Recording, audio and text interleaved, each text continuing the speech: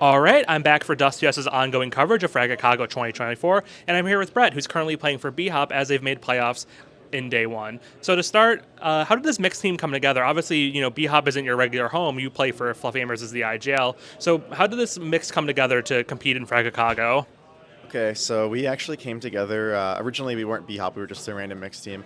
We all met each other in Mythic Diamond, and we decided, like, since the registration was filling up so fast, Zykel, decided to buy a slot because he figured he could put together a ragtag roster to compete, even if it wasn't the best team, just to go because he lives in the area, right? So we ended up. He asked me to go. He said, "I'll pay for your food. I'll house you," and I said, "All I gotta do is pay for my flight.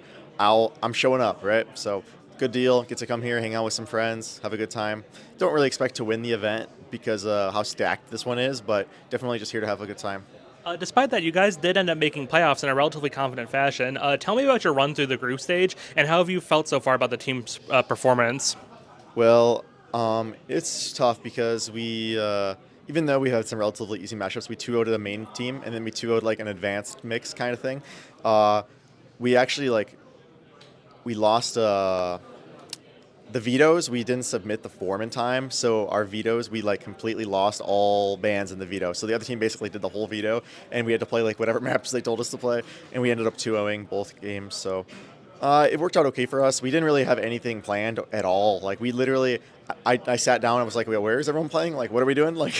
And I just called what I could, and it worked. So yeah. Now shifting the focus to your regular team, Fluffy Amers. Fluffy Amers has had a ton of changes in the past 3 months. So I want to kind of pick your brain about each of them and why you sort of made those changes or what sort of the rationale is behind them. Yeah. So the first major change in the team was when you benched Mnmzzz and PNDLM for Slump and Bezi. Slump and Bezi didn't really have a lot of experience before coming into Fluffy Amers. How did you guys find them, and what made you decide to sort of pick up two untested names to bring into the FA squad? Okay, so we didn't actually bench News and Pendulum. News left for Kojomo's team because he wasn't happy about some aspects of the team. So he actually got poached by Kojomo's team because he was friends with those guys. And then Pendulum ended up leaving because he was frustrated with the situation, and rightly so. And he ended up giving up because we lost a player right before the season started, and he felt like there was no one else we could get to fill that void of News. Who's a really good team player, right? So that was tough. We picked up Slump and Bezimek one day after the season started.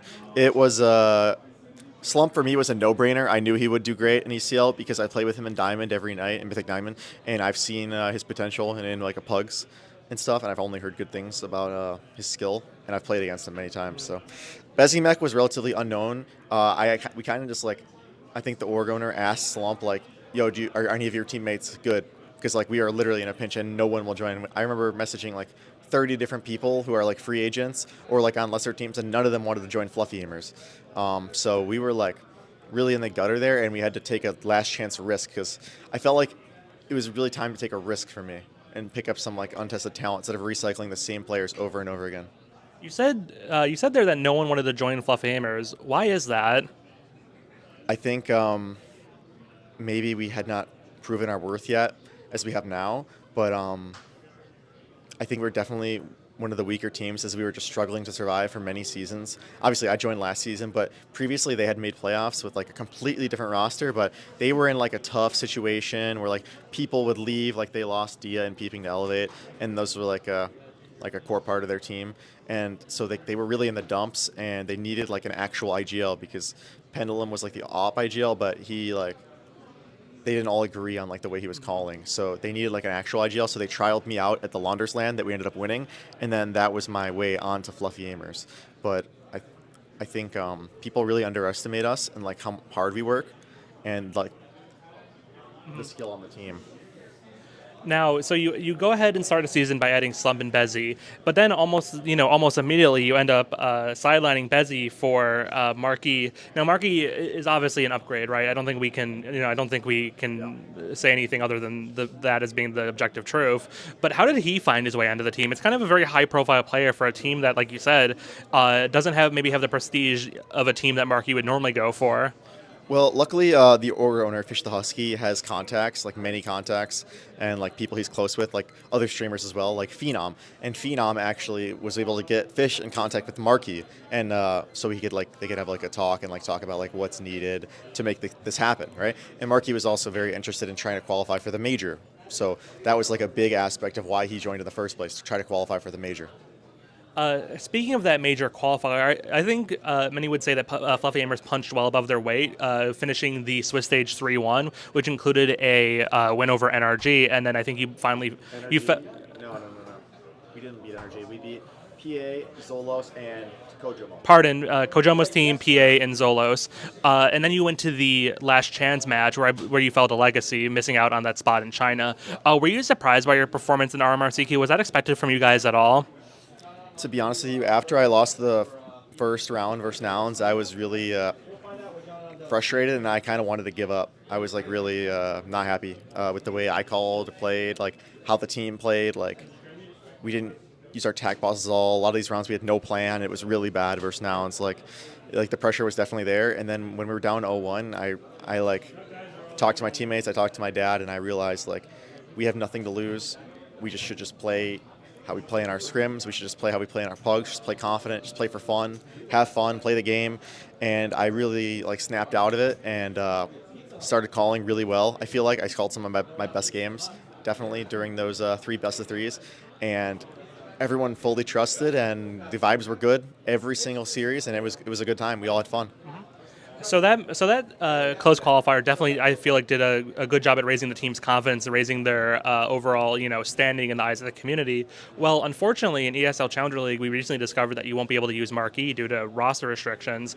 Is that a crushing blow for the team? How are they feeling about not being able to use one of their, star players in the rest of the league? I mean, to be honest with you, it is saddening. Like I was really hoping there would be some like loophole to get him into the team, because now that he's not in the team, he's actually like considering all options, as he should. He doesn't want to waste his time, and he's a very talented player and a very good teammate, and he'll do great wherever he ends up. Hopefully, it's on Fluffy Amers. Right now, he's just looking at all his options. Well, because there's not many things to play other than the Cash Cup coming up and CCT playoffs.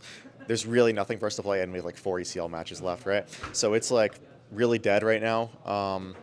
In way of like actual officials. So, and plus his main goal when he joined was to make the major, right? So that was like his main reason of joining the team.